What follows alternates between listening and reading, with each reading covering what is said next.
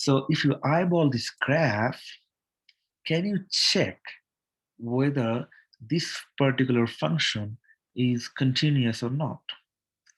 If not, then where can you see the discontinuity?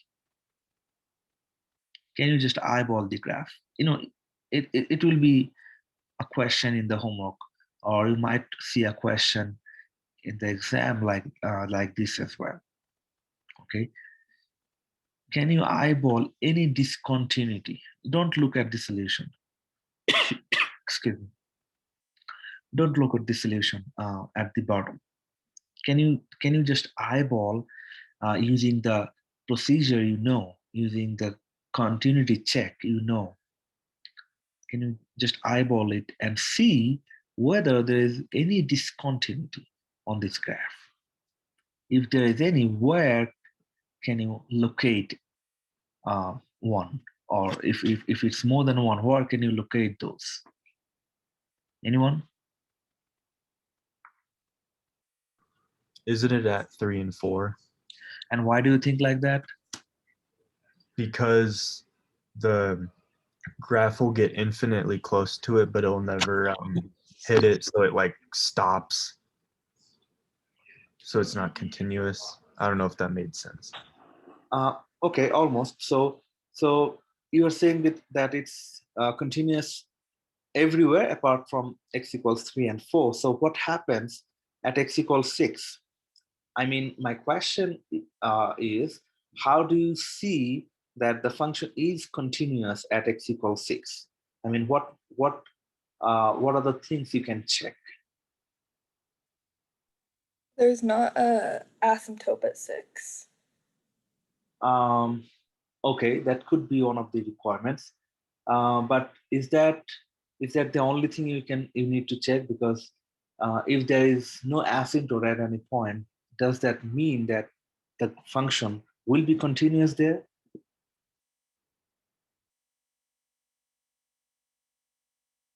Is there anything that you might check, or is there anything that could make your function discontinuous at any point?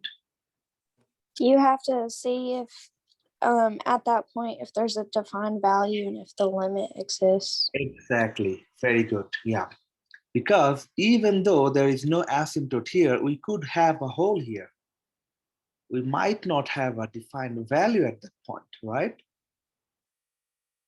So yeah, combinedly, if I combine all of your assumptions or observations, so the first thing you need to check whether you have a defined value at that particular point. So I asked you to check the continuity at x equals 6. So at x equals 6, I need to see the first thing I need to see whether I have a defined value there.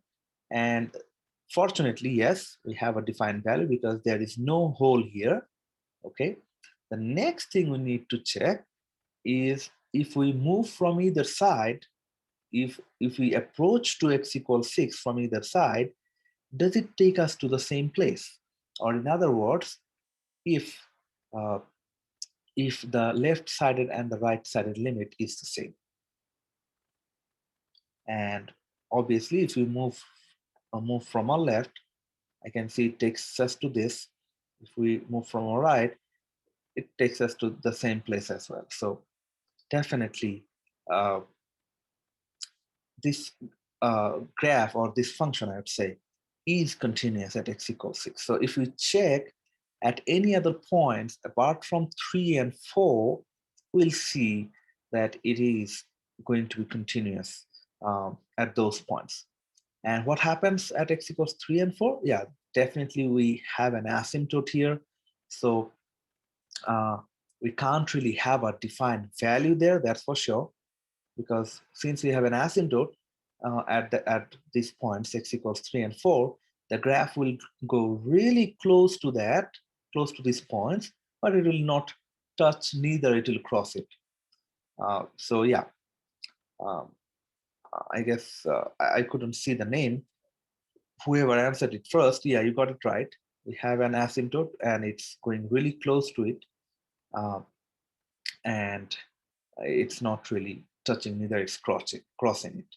So yeah, combinedly, I would say all of you have uh, given the right solution. Kudos to you. Okay, now my next question from this would be, forget about the graph. How can you find an asymptote from a function like this? If you have a function like this, or if I say it in broader sense, how can you find a discontinuity from a given function?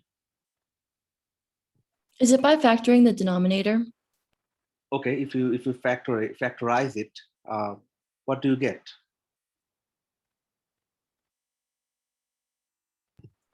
X minus 4 and x minus 3. I agree. And what does it lead us to? I mean, I would assume the asymptotes, right? The y equals 3 and the y equals 4. Or x equals 3 and x equals 4. And why do you think that we should have an asymptote at x equals 3 and x equals 4? Because of the denominator, once you set them equal to 0, so you have like the x minus 3 equals 0 and the x minus 4 equals 0. Very good. Once you solve for x, you'll get that. And that's that's asymptotes. Right. So in other words, we actually want to find the zeros of the denominator. If we find the zeros of the denominator, we'll have an asymptote at those points. If it's defined on the real number line, of course. Because for some denominator, you will see, I think I have mentioned one example last time as well. If you try to solve it, there will be no solution on the real number line. That means you'll have an imaginary solution. For example, if the denominator is x squared plus 1, if you try to solve it, I mean, if you set it to 0 and find the solution of x, we'll see you'll have an imaginary number. So apart from those cases, that means if you have a real solution, if you have a solution from the real number line, then at those points, you'll have an asymptote. And why is that? Again, if you go back, if the denominator becomes 0 at a given point, then the function gets undefined. So for those values which makes our denominator 0, we'll have asymptotes there, right? And obviously, if we have an asymptote at any point, we'll have a discontinuity. You can clearly understand, right? So this way you can see we actually need all the concepts for even a smallish problem like this. All the concepts, we need to combine this and use it properly, right? Okay, so let's go to the next one. Okay, continuity of composite functions at a point. So before we go and see how does the continuity of a composite functions work at a point, my first question is, obviously it would be a trivial question. What is a composite function? How do you define it, or how can you, if you just eyeball a function, can you tell me that whether or not it's a composite function? That's the first question. Anyone?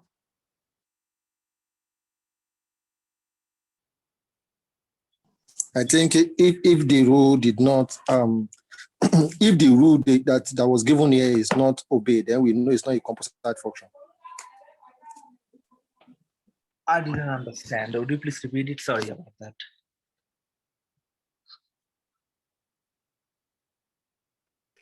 What I'm saying is that this rule here, if it's not obeyed, we know it's not a composite function.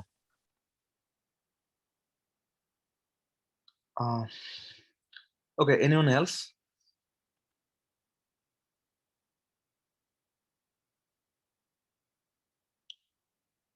Obviously, to to find the continuity of the composite function, you first need to know how does the composite function look like. I guess most of you know, but if there is anyone who, for some reasons, don't know how does a composite function look like, then obviously the first thing you need to do is to see how does it actually look like, or how do you define it, or how does it actually work. Is there anyone who is slightly confused that, or maybe you have seen it or heard this word, but you can't remember it?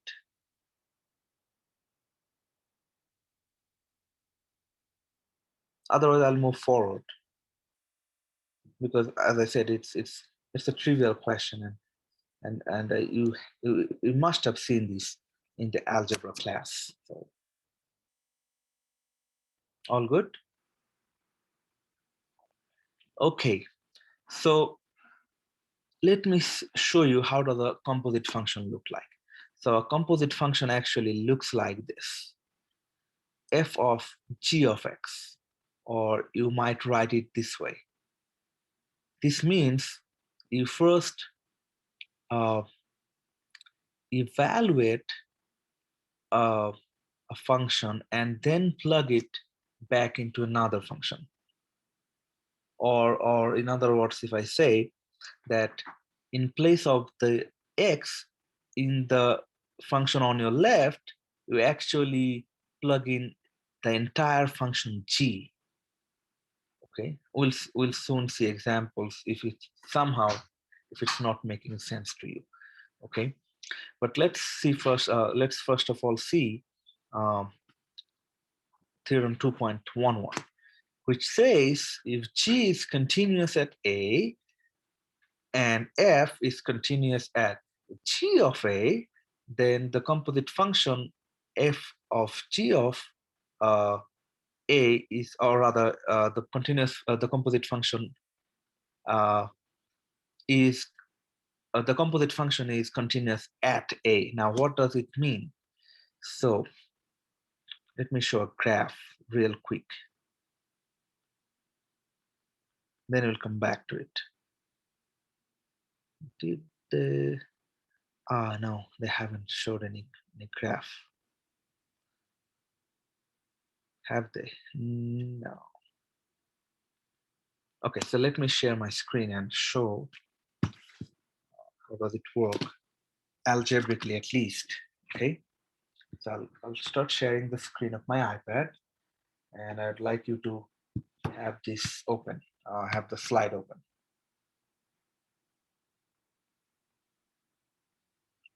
Okay.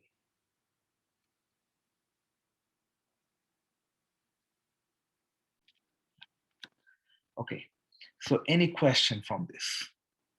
I mean, how does this composite function work rather? Any question from this? No.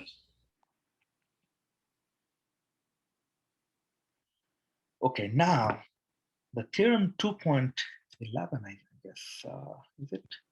Yeah, theorem 2.11 says if a function f is we'll start with g, sorry about that. We can actually do it both ways, but I'll try to avoid that so that you don't get confused.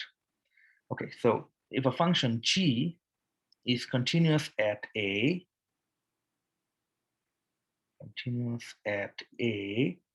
and another function f is continuous at g of a, then we say that this composite function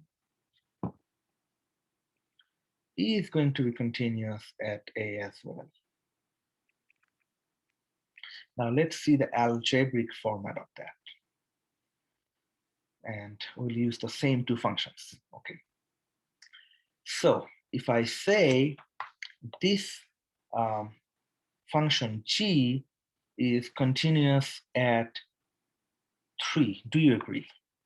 If I say that. If not, why? why do you think it shouldn't be continuous at 3?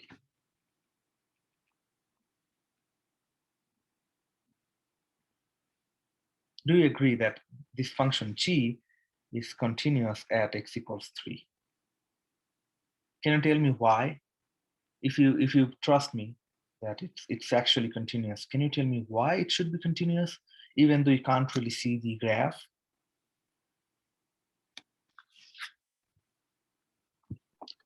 Oh wait, how did you get x equals 3? Well, it's a given point. Your point will always be given. You just need to check whether at that point the continuity is there or there is any sort of discontinuity.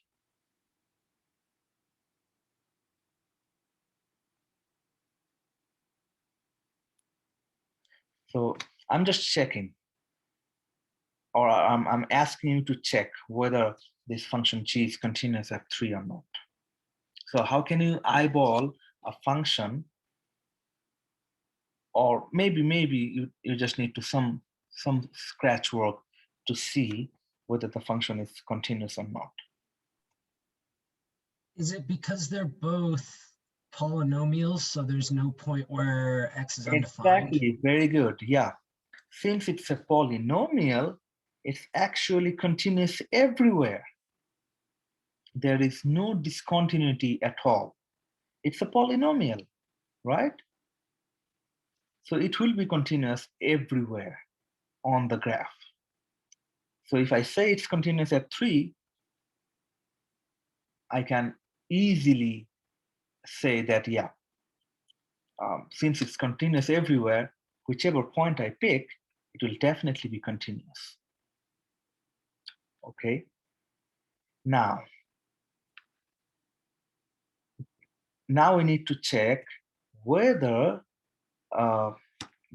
this function, the f function, is continuous at g of a.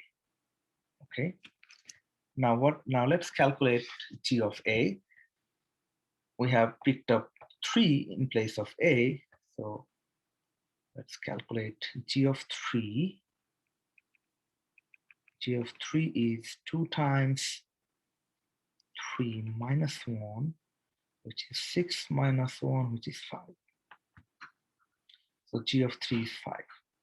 Now we need to check whether this function f is continuous at g of 3, which is 5. And what's the answer?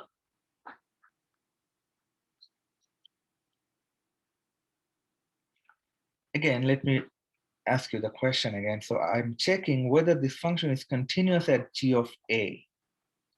What is our g of a on this occasion? It's 5.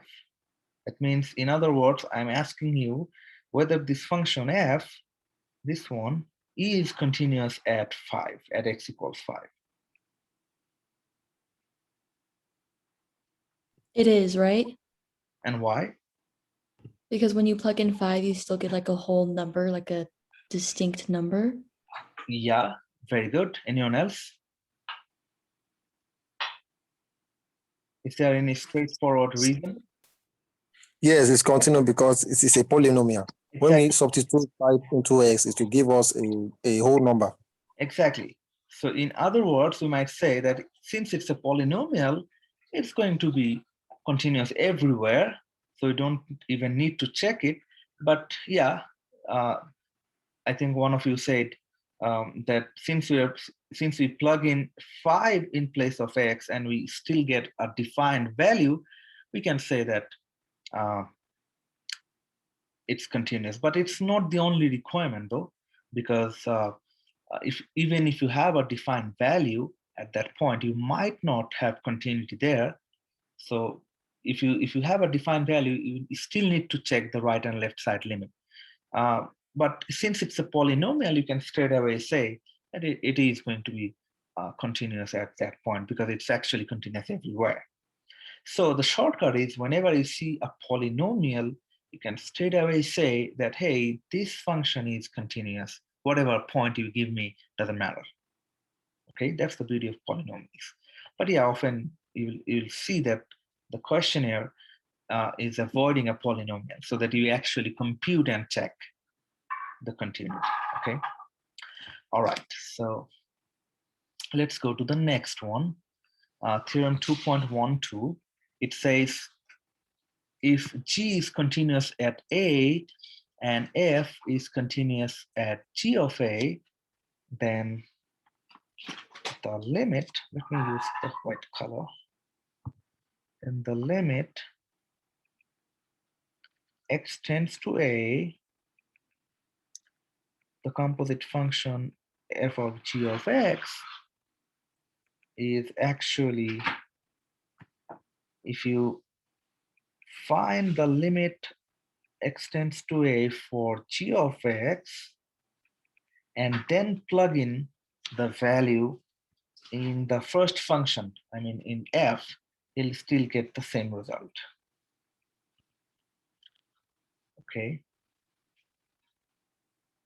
And the next one says if limit x tends to A, g of x is L, limit x tends to A, g of x equals to L. That means if you find the limit of the g function, you'll get a certain value, right? Whatever it is. If you can find a value like that, and your function f is actually continuous there, then again we can actually write the same way we have done here. Then this is true again. Okay. And we'll use this in some of the examples, some of the problems in future. But as of now, if I just give you an example of it. Okay, so G of x.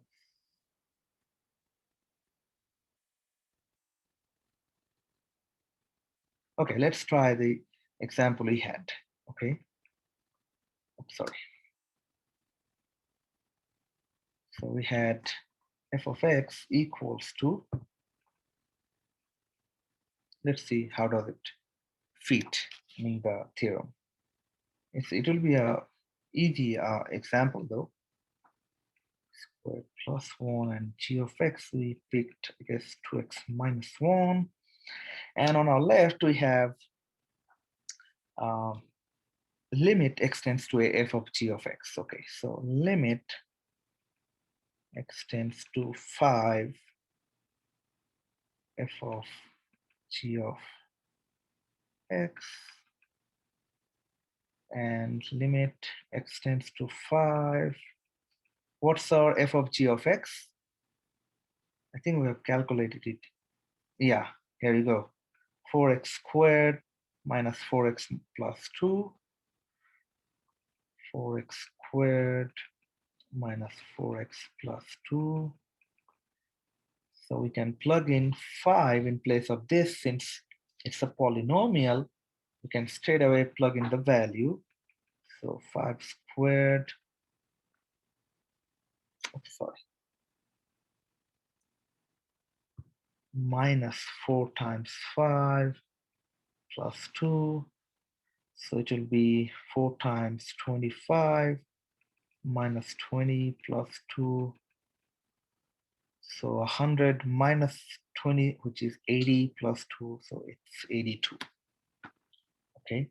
And now we'll check what happens to the right hand side. So now we first need to find what happens if we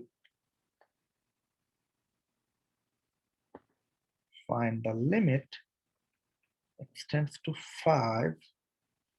Again, x tends to 5, we have picked it randomly, okay? It will be given. I mean, for which value you need to calculate it, it will be definitely given. We have randomly picked one because we are doing an example, okay? So g of x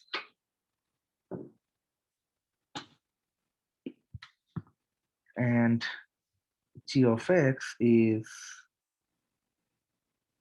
2x minus 1, I believe. Yeah, okay. And again, it's a polynomial. We can plug in the value. 2 times 5 minus 1 is 10 minus 1. It will be, oh, sorry. It will be 9, right? And we need to plug in that into f. So f of limit x tends to 5, g of x is f of 9, because we know that it's 9. And if we plug in 9 in place of the x's we have, you get, I think the function was x squared plus 1, yeah. So 9 squared plus 1, so 81 plus 1, which is 82. And what did we have? 82, yeah. So again, you can see this is actually the same as this. Any question from this?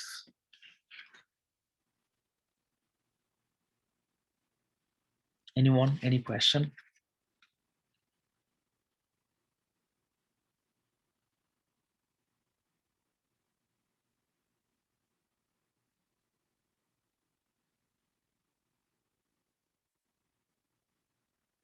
No questions at all?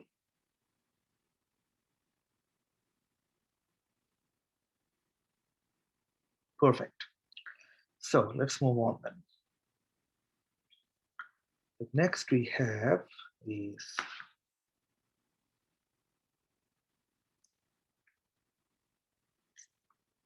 the graph or figure 2.50. Okay. Okay, so I'll start sharing that again. I'll come back to the iPad if I need. Okay, yeah. So if you have a graph like this, now what happens? That's the next thing we want to know.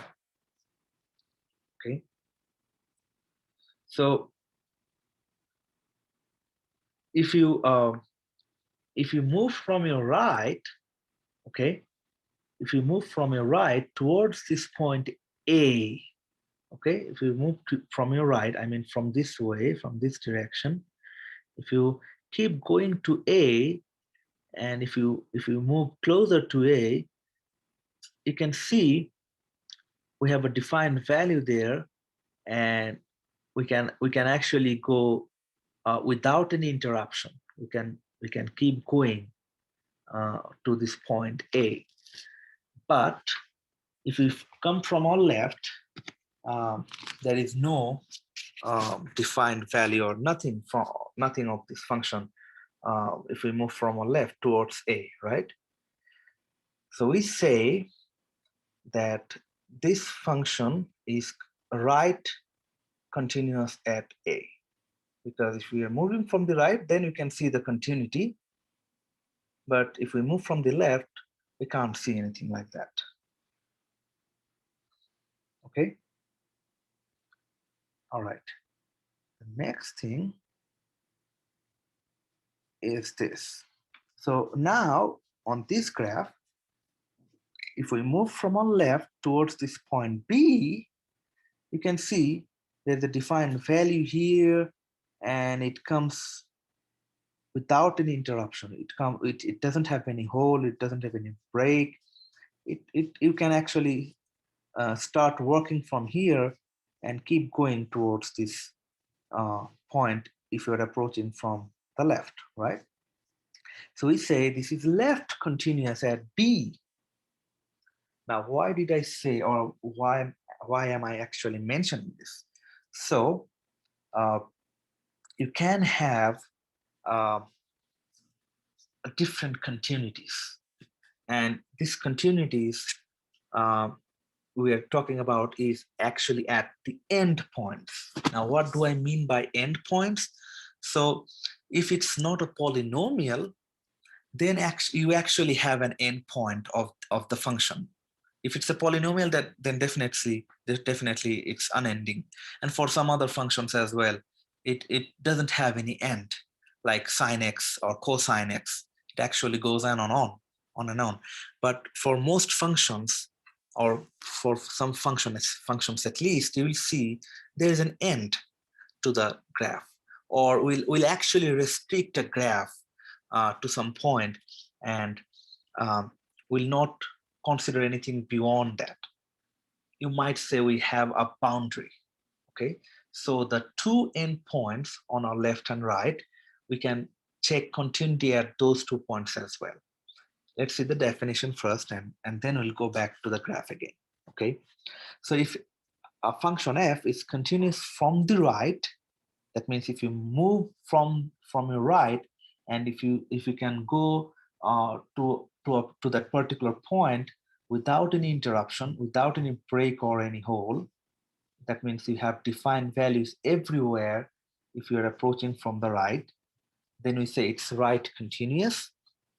You can see this limit extends to a plus or extends to positive a, means you are approaching from the right.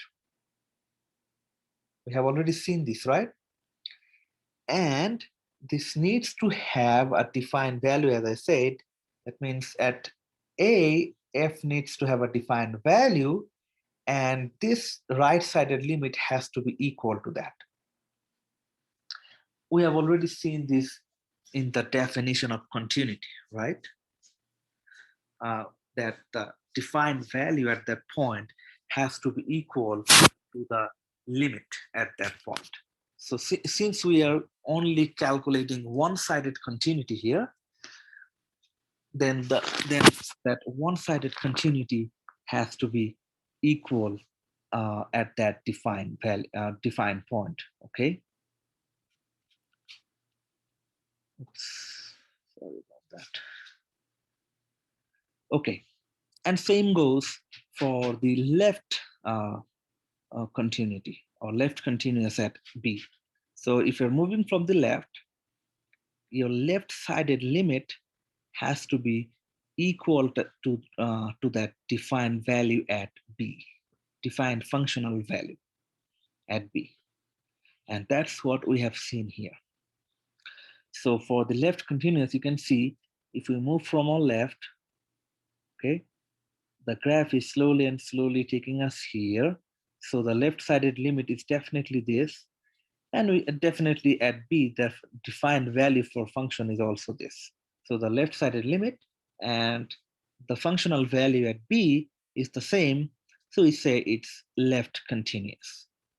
Okay, that's the graphical representation. Now, how do you express it? You can see there is a difference in the parentheses, right? Can you see that? So if you have a left continuity, or I should say, if you have continuity at a point, then you include that by this third bracket.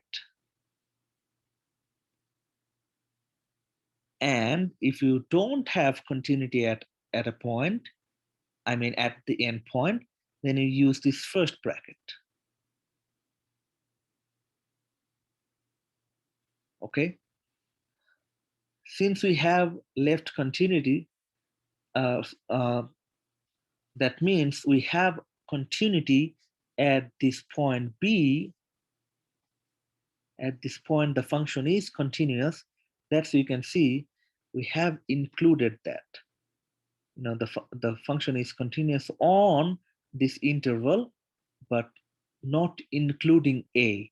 So when you write this first bracket, that means this particular point is not included. If you go really close to that, it will still be continuous, but at that particular point, the function will not be continuous. Whereas if you write like this, that means this point is also included. That means the function is included, or rather continuous, at this very point. If you go back to the previous problem, you'll see the other side of it. So again, we have seen the function is continuous at a, so you can see we have used the third bracket, and we can see a hole here. So that means the function is not continuous at b, so we have left this point b. And again, this a and b have to be the end points. You just need to check whether you can include those in your continuity or not. If you can see or locate continuity at any of the endpoints, you use this third bracket. If you can see any discontinuity in any of the endpoints, you use this first bracket. Now take your time and see if you have any question.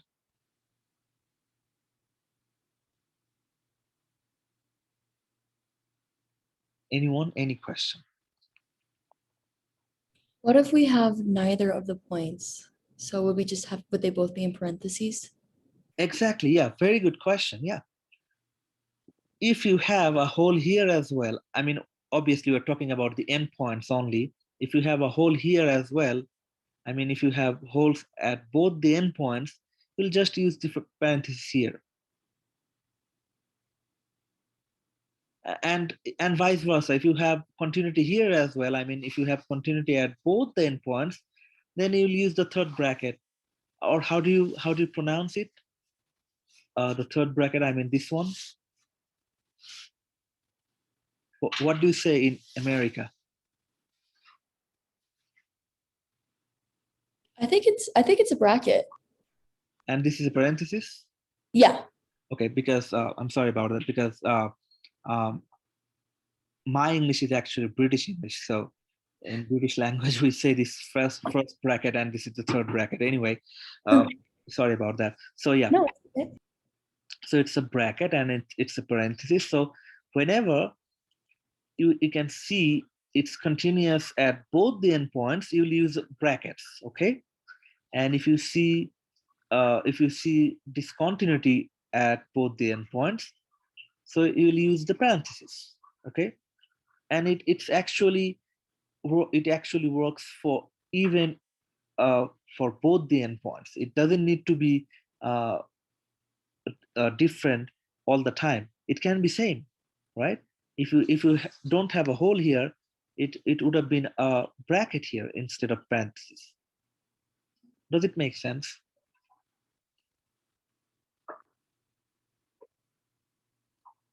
Is there anyone who is still confused how to express this? Because if you appear for the assignment, you might see that the question is written in this format, and you need to understand what does this actually mean. Otherwise, you might get to a wrong result. You might draw a wrong conclusion, right?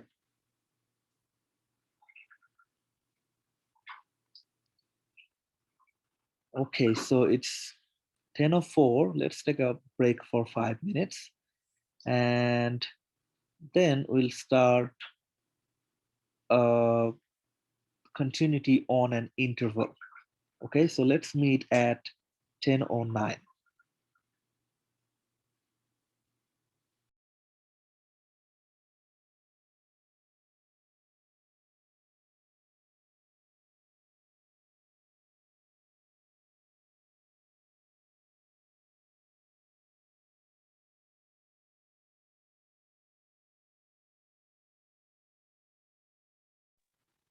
Okay,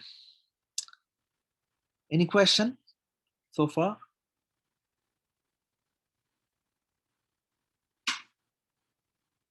Anything you want to clarify maybe?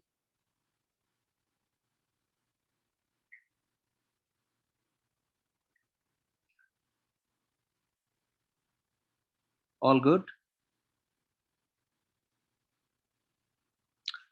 All right, so let's move on then. Now we want to know the continuity on an interval. Now the first question is, what is an interval? How do you define an interval mathematically?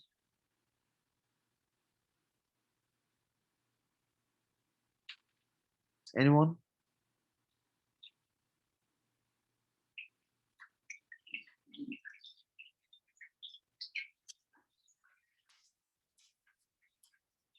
No one at all? Does it mean it's not continuous? It is not continuous?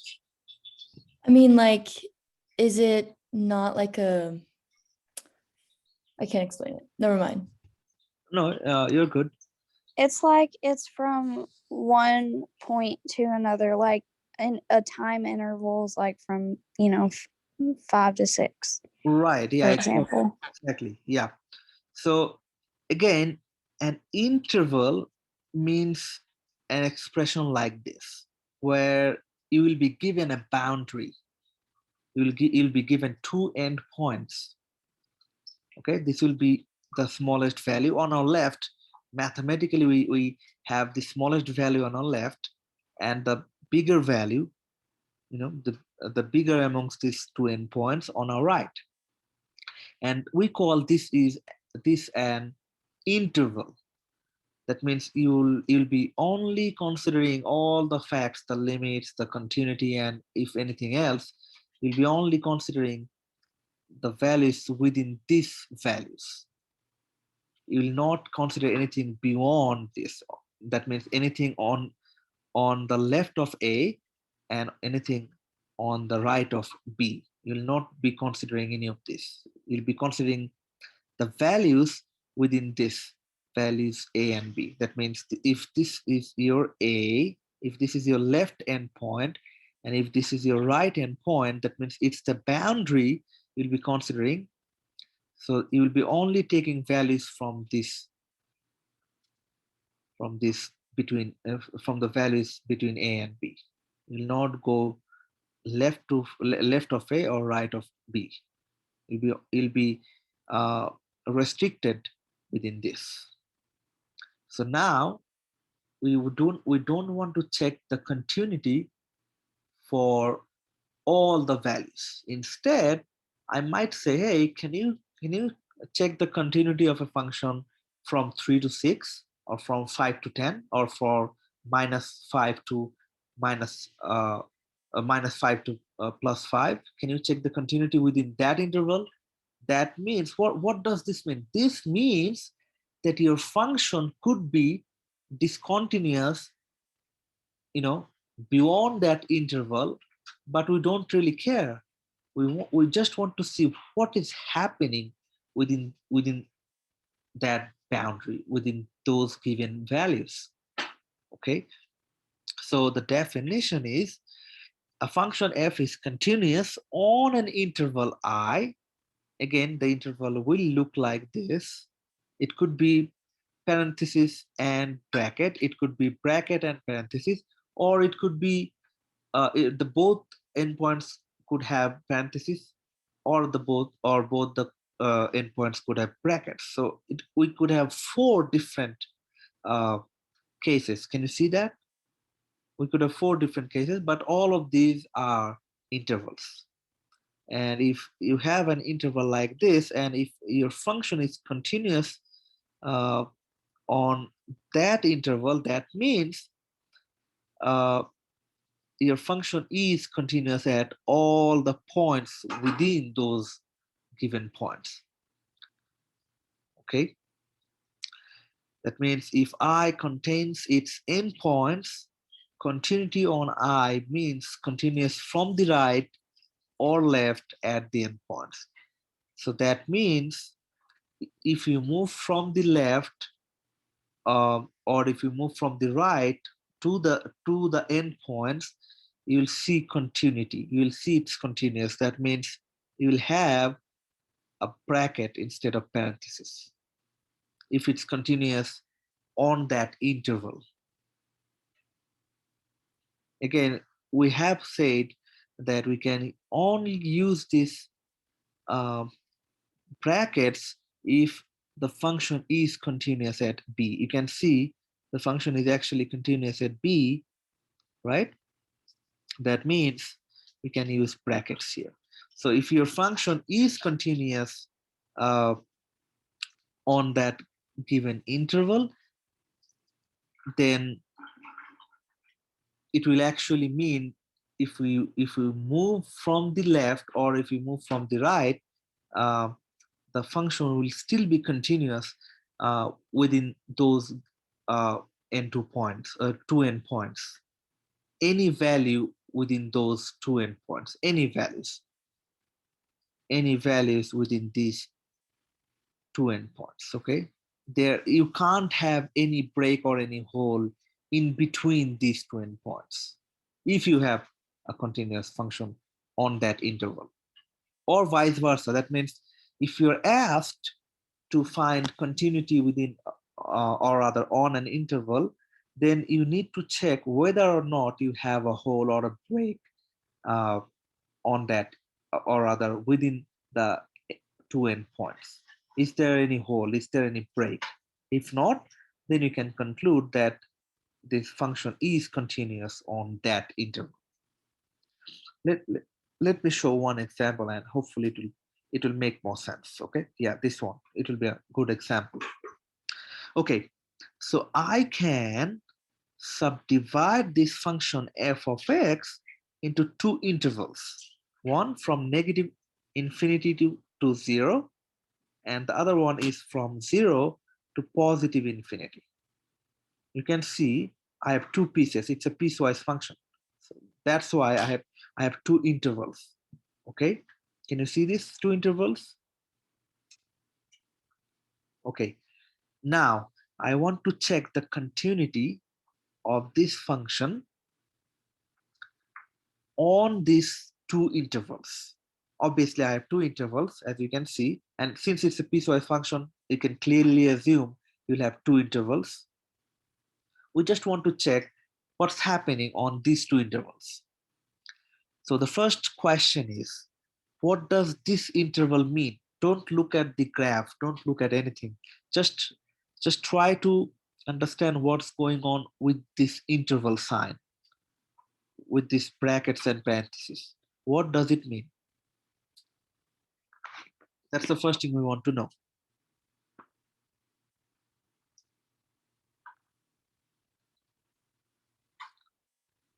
Can you see the cursor I'm moving here on the graph? What does this interval mean?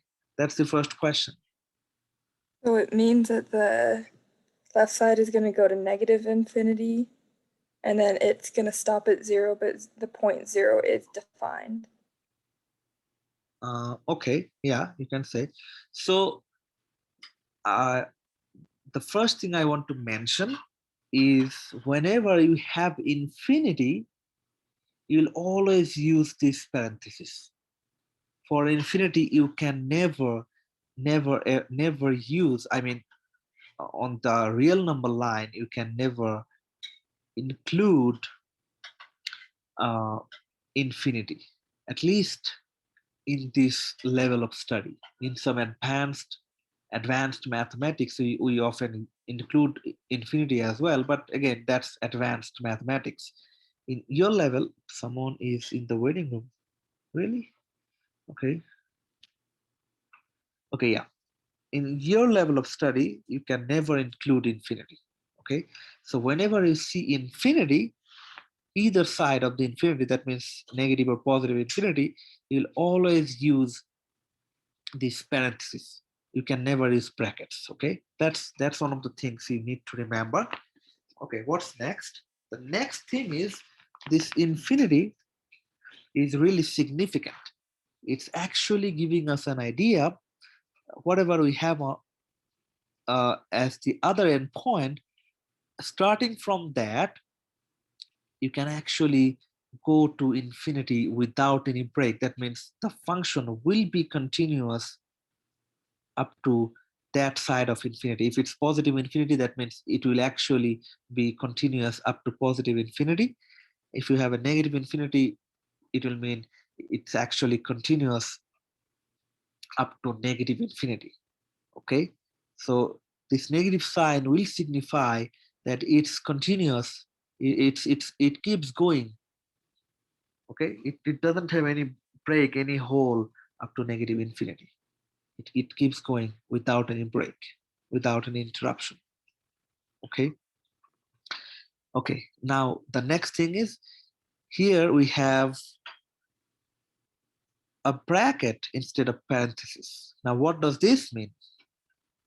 You can clearly see we don't have a bracket here, we have a parenthesis here, but we have a bracket here. What does that mean? You have a defined point there instead of a undefined point. What does it mean in terms of continuity? It includes that value. Can you rephrase it? Yeah, you're right, I know. Can Like, you rephrase it using the continuity at endpoints? oh yeah, like, isn't it like it goes from negative infinity and then it goes up to 0, but it includes 0? Yeah, so in other words, if I rephrase it, I can say it's actually left continuous. Do you agree? Because if you move from your left, it will actually take you to the same place as the defined value at that point, right? Like this one.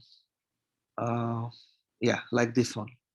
We have said that the function is left continuous at b, and that's why we have used brackets here. Same goes for this one. This 0 means the function is actually left continuous at 0. Do you agree?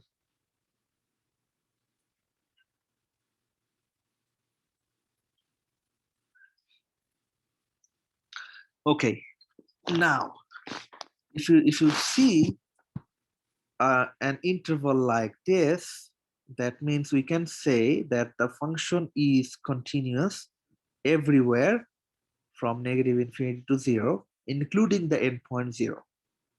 Okay, and if you see an interval like this, then we say the function is continuous from 0 to infinity, apart from these two endpoints. That means it's not continuous at 0. Nothing, you don't need to mention anything about infinity, as I said, because this infinity already signifies that it's going on.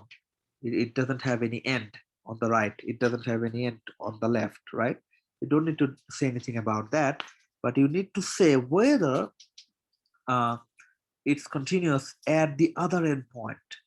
Okay, since we have used parenthesis here, that means the function is continuous everywhere in this interval, on this interval, but not on 0, not on this endpoint 0.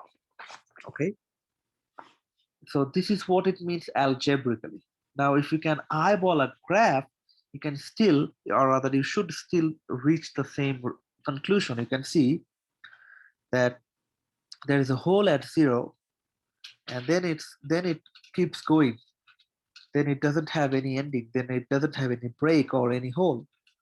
Okay, so it's actually continuous everywhere here apart from at this point 0. And for the left graph, you can see again it keeps going, it doesn't have any break or any hole, and even it has a defined value at 0 as well, which connects this graph up to negative infinity. So that means this part of the function is actually continuous everywhere on this interval from 0 to negative infinity. Any question from this? Take a minute and see if you have any questions. Okay, again, I'm spending much more time uh, on this topic because it's really the basic thing, and if you don't understand this, you'll have trouble moving forward. Okay,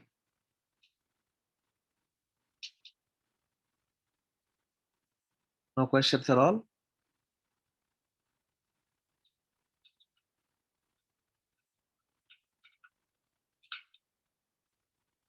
Okay, let's move to our next theorem.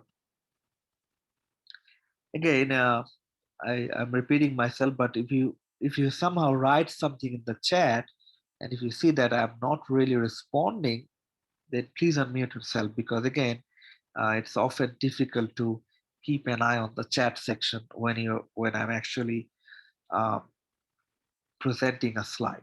Okay, I'll try to keep an eye on that, but if you see that I'm not really responding, please unmute yourself. Okay, so continuity of functions with roots. Okay, it will be interesting. You'll see. Eventually, we'll uh, approach to more complicated problems, right? Okay, now if you have a function and if you're trying to find the nth root of it, this 1 over n means you are trying to find the nth root. That means if n equals 2, then you are trying to find the square root. If n is 3, you're trying to find the cubic root, so on and so forth. Okay. All right. Now, if n is positive integer, that means if n is a positive whole number, then we need to consider two cases again, obviously, because we know for the roots or for the exponents, odd or even numbers actually give us two different results, right? We know that. So if n is odd, then your nth root of that function is continuous at all points at which f is continuous. Okay, so the first thing we need to check where, or rather at which points f is continuous. Then we need to see whether n is odd or not. If n is odd, then we can clearly conclude that f will be then the root will be continuous at those points where f itself is continuous. Okay, what happens if n is even? If n is even, then the root of the function is continuous at all points at which f is continuous, but we still need one more things to check one more thing to check rather, that at those points your function has to be greater than 0. Your function has to be positive. Okay, now we'll see examples of it. I know it looks awkward, it looks kind of clumsy in some sense, because there are so many things, so many algebraic terms, so many letters.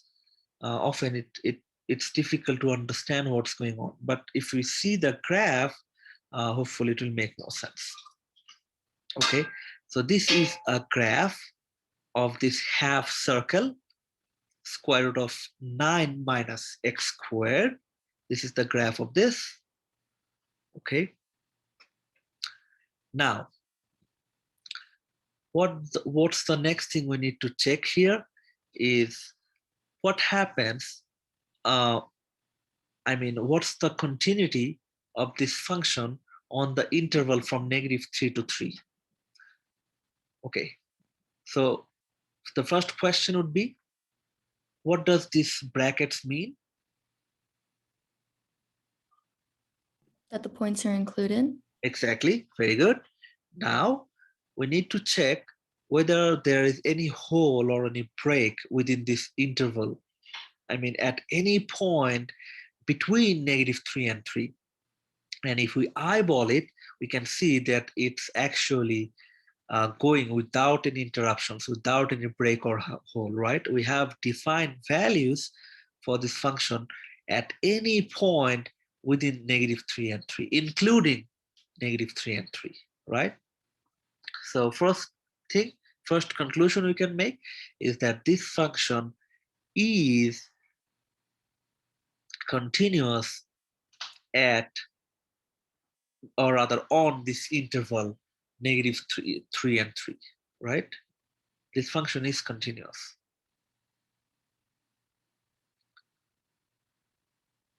Okay. Now, if we go back to the definition, yeah. So our function, when we started, let's say our function was 9 minus x squared. Okay.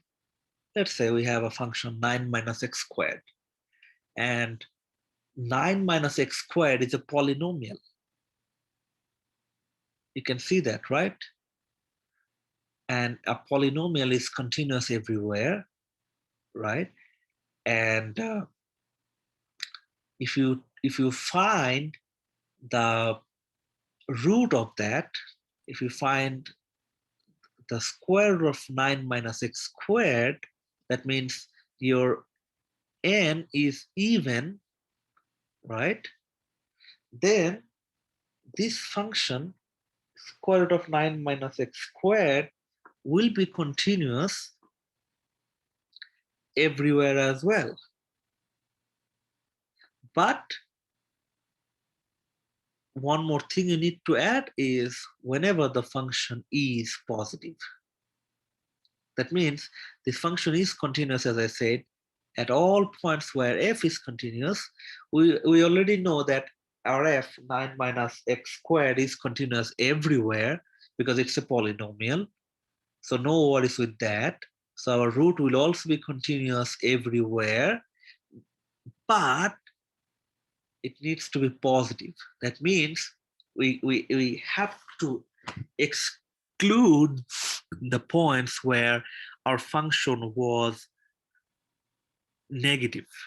That means we are actually excluding the part below x-axis. Can you see that?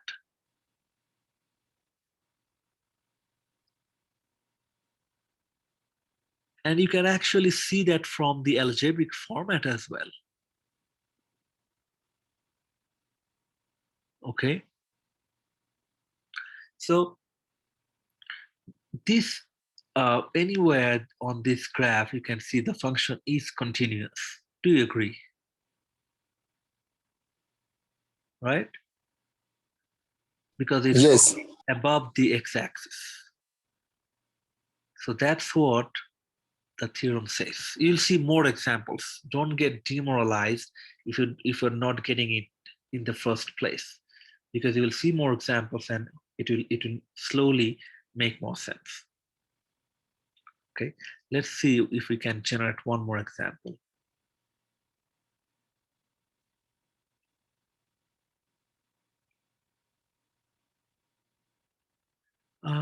No, I don't think they have added any more examples to it. Yeah. Okay, so what if you have a function like this, the graph of secant of x? What if you have a graph like this? First of all, it looks really complicated, right? And if you have a graph like this, then it's definitely easy to see on which intervals the function is continuous. Like, for example, I can clearly eyeball from negative pi over 2 to positive pi over 2, the function is continuous, right? Similarly, from negative 3 pi over 2 to negative pi over 2, the function is also continuous. Same goes for pi over 2 to 3 pi over 2, right? But it will be parentheses all the way. You need to mention these intervals, but you can see these asymptotes mean these endpoints will not be included. If you take this interval, whichever interval you take, whether it's this one or this one or this one, you can see the endpoints will not be included because there is an asymptote here. So at the endpoints on any intervals on this graph, the function is not continuous. So we'll be using parentheses instead of brackets. Does it make sense? Yes. So do you agree that the function is continuous in the interval negative 3 pi over 2 to negative pi over 2, and then it's again continuous from negative pi over 2 to pi over 2, and then it's again continuous from pi over 2 to 3 pi over 2. Do you agree with that? That's the first question. Yes. Is there anyone who doesn't agree or who is confused why it's happening?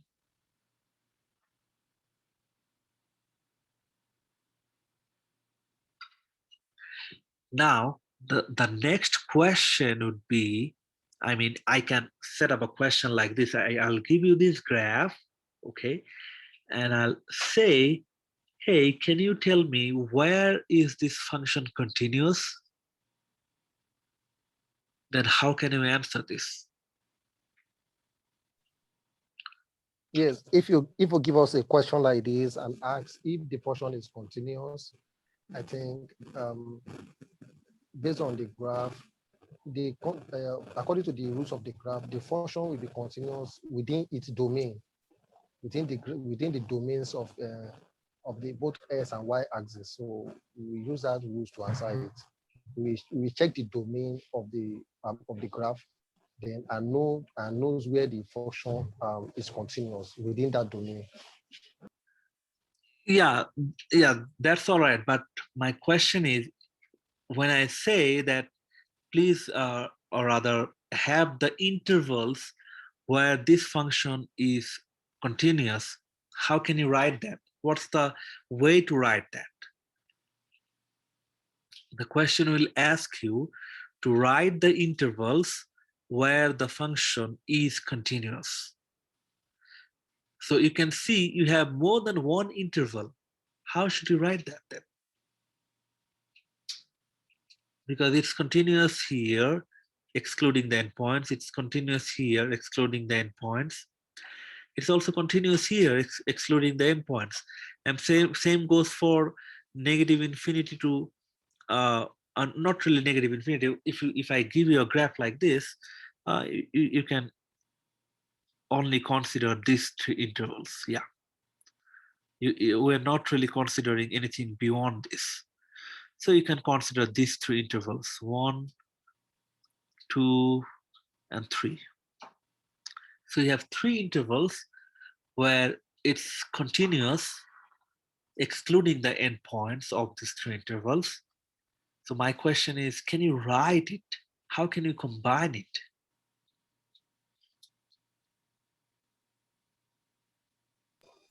We can use the inverse rule we did in algebra. We can write pi 1 over 2 pi 1 over 2 greater than the other greater than minus 3 pi over 2 and something like that. And just in that form, in that kind of format. So then you need to write it for write it 3 times, I assume. That means whenever x is greater or equal 3 over 3 pi over 2 and less or not greater or equal, x is greater than 3 pi over 2 and less than negative pi over 2. And then you need to write it again for this one, and then you need to write it again for the third one. So that's not feasible. So the right way to express this is to use the union sign in set theory. Or in Pearson, you can actually add commas. You can just add, or rather have commas in between these three intervals. And this will give you a full credit.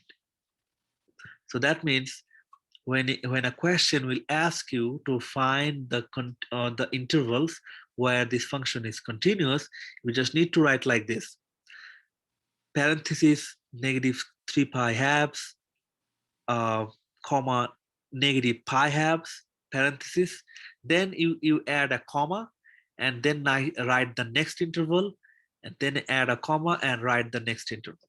Okay, this is the way to combine these three intervals. Or if you can use the union sign, which looks like a U, if you have seen this in set theory, then that's even better. But if you can't find how to write the union sign in Pearson, you can just use comma. It will still give you full credit, I assume, because when I used it last time back in 2020, summer of 2020, uh, I think the comma worked in place of union. So you can combine these three intervals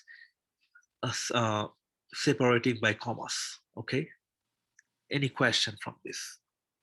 I'm kind of spoon feeding you the question. You will definitely see a question like this. Any question? Anything from this piecewise function and the continuity of this?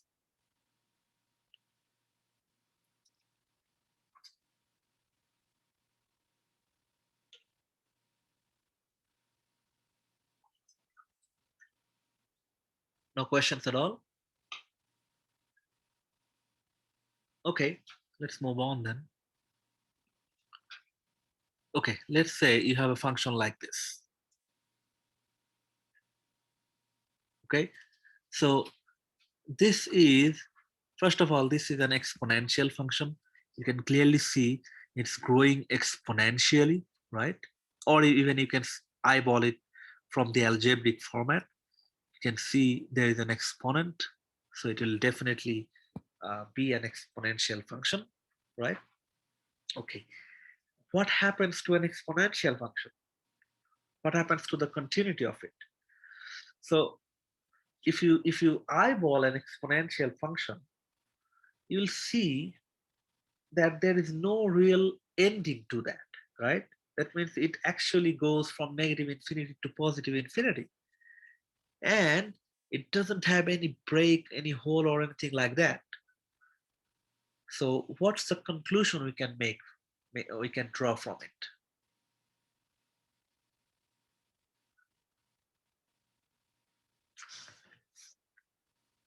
Anyone? Exponential function is continuous. Anyway. Continuous where? Can, can, um, can we say exponential function is continuous anywhere? Yeah, continuous everywhere. Very good. Yeah. So whenever you see an exponential function, you can again straight away, even without try to imagine the graph, you can straight away say, hey, since this is an exponential function, this has to be continuous everywhere. Okay, this is going to be continuous everywhere. No doubts on that. And you can eyeball it from the graph as well. You can see there is no break, there is no hole. It keeps going to either side of infinity. And that means it's continuous everywhere. And how do you write uh, that it's continuous everywhere using the interval sign? You just write it like this: negative infinity to infinity. And obviously, as I said, whenever you write infinity, you have to have parentheses there. You can't write brackets there. This negative infinity to infinity using the parentheses will always signify that it's continuous everywhere. If you have more than one intervals, then it signifies that it somehow has a discontinuity in between those two intervals. Okay, but if you write negative infinity to infinity, this means there is no discontinuity. It's continuous everywhere. Does it make sense?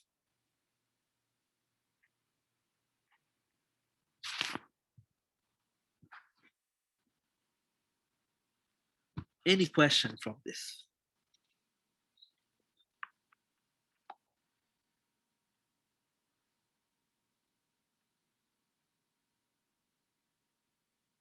No questions at all? Mr. Hay, does it mean both exponential functions and the polynomial function continuous everywhere? Yeah, of course, of course. Whenever you see an exponential function or a polynomial, you can straight away make this or write this interval and say that it's continuous everywhere. Or if the question asks you to write the interval, then you can straight away write this parenthesis negative infinity comma infinity end of parenthesis. Okay. Okay, now let's see some more complicated problems. Let's see what happens to the inverse functions. Okay? So if a function is continuous on interval and it also has an inverse on that particular interval, then we say the inverse function of that is also continuous excuse me, on the interval consisting of the points f of x where x is in I. This I is this I is the interval where the function f is continuous. So here we have uh, tons of things we need to do because the first thing is we need to check whether a function is continuous on an interval or not. Then we need to find the inverse of that function. Then we need to check uh, that whether the inverse is also continuous or not. The theorem says, but we want to verify it, right? But yeah, using this theorem, if you can successfully check the function is continuous and it has inverse on that interval, then you can conclude that the inverse is also continuous. Okay. Okay, let's see some inverse functions of some of the known functions, some of the functions you already know. Let's see the inverse of those so that you don't need to spend time uh, on those. Uh, okay, so for sine x, the inverse will be sine inverse x, right? Or we say arc sine. For cosine x, it will be arc cosine or cosine inverse x, and same goes for the other trigonometric function. What happens for the exponentials? So for any exponential function, the inverse will be logarithmic, and vice versa. For any logarithmic function, the inverse will be exponential. Okay. So if you have a function, let's say e to the x, the inverse of this will be natural logarithm of x, and vice versa, as I said. So if you have a function logarithm, natural logarithm of x, then the inverse of that will be e to the x. Okay. And using these known formats, often we can save our time to check the continuity. Okay. Now let's see some graphs. Oh no, they haven't showed any graph of this. Okay. Okay. Um, I'll try to show one or two when we meet the next time. If not, uh, you can always see because uh, I think I have already have one. Uh, let me see. Yeah, I think I already have one. Let me show that. I'm going to start sharing again. Okay. Yeah. So where is the graph? Here you go. Yeah, I have it. if you remember, this greenish line is the graph of e to the x, and the bluish line is actually the graph of a natural logarithm of x. And these are actually inverse of each other, inverses of each other. Okay, so this is a good example of the inverse function. Now let's use the theorem. What does the theorem say? What does the theorem say? It says if a function is continuous on an interval, so let's first check the continuity of e to the x.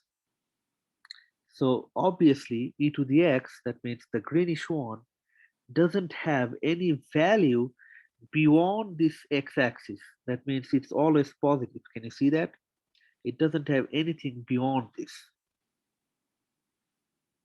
Okay, and it's continuous everywhere because you can see there is no break, no hole within this interval.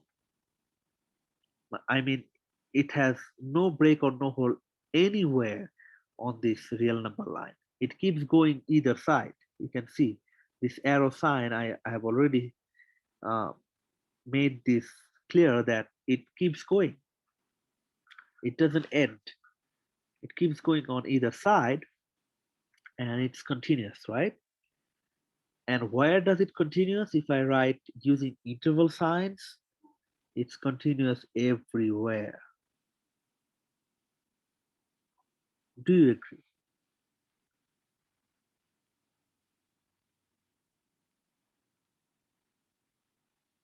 Do you agree with that? That e to the x, the function e to the x, is continuous everywhere. That means within the interval, if I write it using the interval sign, it's continuous from negative infinity to infinity, right? Now, this theorem 2.14 says then the inverse of this function on that interval will also be continuous. Now, let's find the inverse of this. And fortunately, we already have it. The inverse of e to the x is actually natural logarithm of x, which is this bluish line. And the theorem says that this inverse will also be continuous, and we can actually eyeball it, right? This function, this natural logarithm of x, also uh, goes on and on. It doesn't have any break, any hole, or any interruption. It's actually continuous on this interval. Do you agree? Is there anyone, excuse me, who is still confused?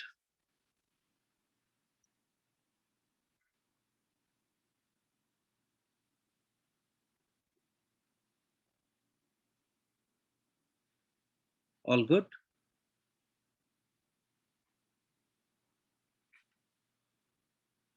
Okay, let's move on then.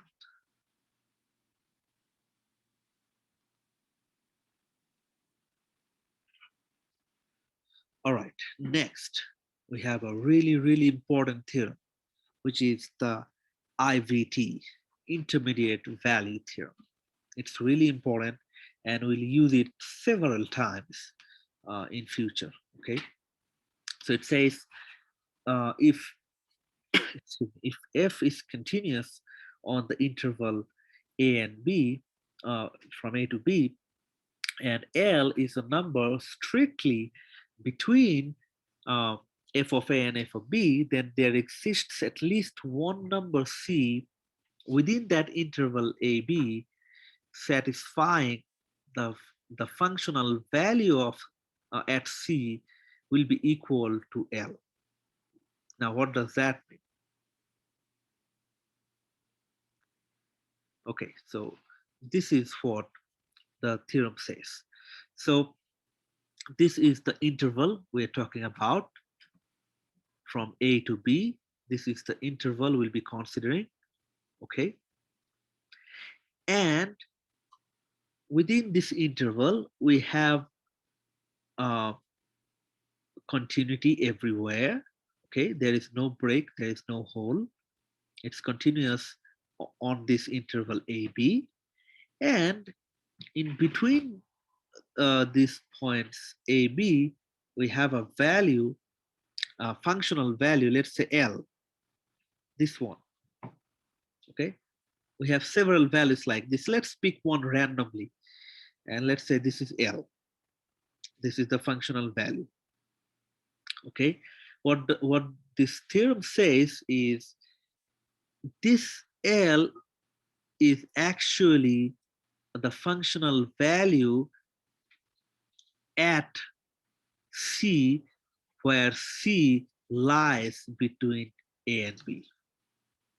And you can see, obviously, whichever value you pick from this function, whichever, whether it's here, here, or even up here, whichever you pick from this function, it will actually be the functional value at a point within this interval, right?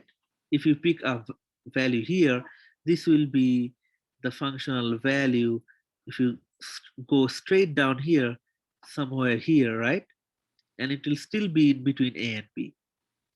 So that means whatever you pick from this function on this graph, you can easily reach there by evaluating a value within this interval, evaluating the function within this interval. Do you agree? And you can check it from this seemingly more complicated function as well. This actually works for any function where it's continuous on an interval. If you have a continuous function on an interval, then this theorem signifies that you can find a value which lies in between the two endpoints. And if you evaluate the function at that point, you can actually reach the functional value, whatever the functional value is. It can't be beyond this interval. The functional value has to be within this interval as well. Any question from this?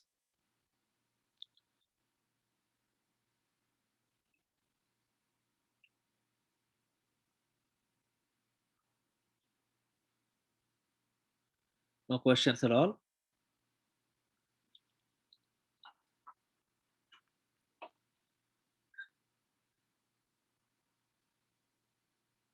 Okay, let's see this example. Let's see this exception.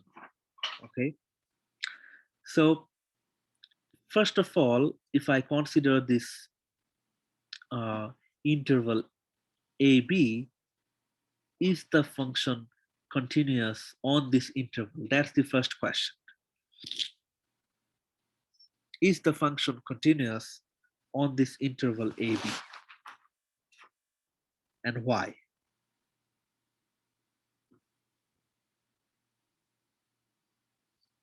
Anyone? It's not continuous And why? because there's a break in the graph and there's also not a distinct point between A and B with that first one. Yeah, exactly. So we can see there's a break. It's not going on and on. There is an interruption. It can't go without any break. You have to stop here, right? So definitely the function is not continuous on this interval. You can subdivide these these intervals into two intervals where this will be continuous. But if you consider the entire interval AB, it's not continuous. There is a break. And now, since it's not continuous on interval AB, we can find the value for which you will not get anything from this interval which can be evaluated for the function and which can take us to this L. You can see there is no number C in between these two endpoints A, B, such that if you evaluate the function at that point, it will take you to L. So that means to have a value, to have a number C in between two endpoints, or rather in the interval A, B, for which you will be getting to L, you will be reaching to L, the condition is your function has to be continuous on that interval. If it's not continuous, then you can't find a C like that. Okay. I shouldn't say you can't, but you can find one L. You can find a functional value where there will be no C like this. Okay, but if you have a continuous function like this, you can always find the C in between A, for which you can reach this L. Okay, any question from this? Again, intermediate value theorem will be used a lot of times, I'm pretty sure, in near future, in this particular course precisely.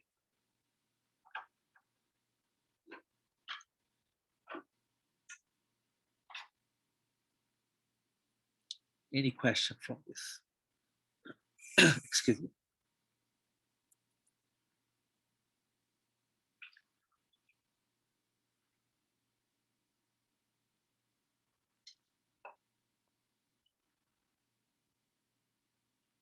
No questions at all?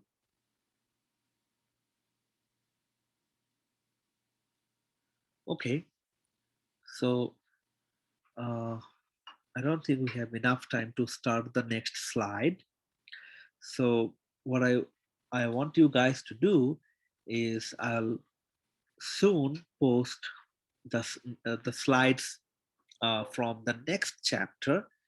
So when we meet tomorrow, your pre-class assignment would be to go over the slide 3.1, okay?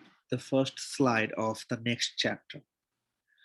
And I'll extend the deadline for this homework 2.6 to tomorrow, to midnight of tomorrow, okay, 11:59 p.m. And I'll also post a video of this recording, okay? All right, any questions so far? Mr. Yik, I need to see you after the lecture. Oh yeah, of course, of course.